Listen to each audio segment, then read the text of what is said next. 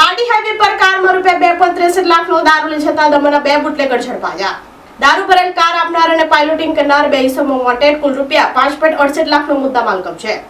31 પહેલા બુટલેગરો દ્વારા દારૂની હેરાફેરી પર પોલીસે લાલ આંખ કરી છે। ત્યારે પારડી પોલીસની ટીમ પેટ્રોલિંગમાં હતી તે દરમિયાન મળેલ બાતમીના આધારે વોચ ગોઠવી હતી। ત્યારે Pardi national highway number 48 Valsadi Zapa bridge પાસે ટૂર એન્ડ ટ્રાવેલ્સનું સ્ટીકર લગાવેલ વેગનર કાર નંબર MS01EM 9499 આવતા પોલીસે રોકી હતી, જેમાં તપાસ કરતા દારૂની બોટલ નંગ 1200 જેની કિંમત ₹2.63 લાખનો દારૂનો જથ્થો મળી આવ્યો હતો।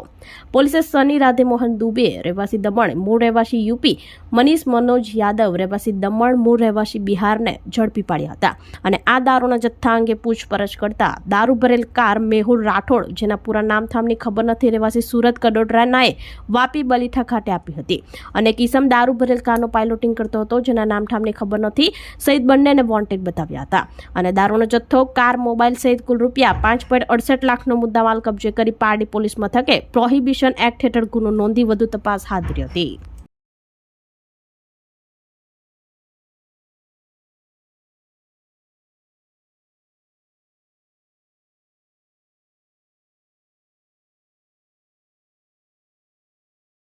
આપણી સંકલ્પ ન્યૂઝ ચેનલને સબસ્ક્રાઇબ અને લાઇક કરો, બેલ આઇકન દબાવો જેથી આવનાર ન્યૂઝ અપડેટ્સની નોટિફિકેશન આપના મોબાઈલ પર સૌથી પહેલા પહોંચે।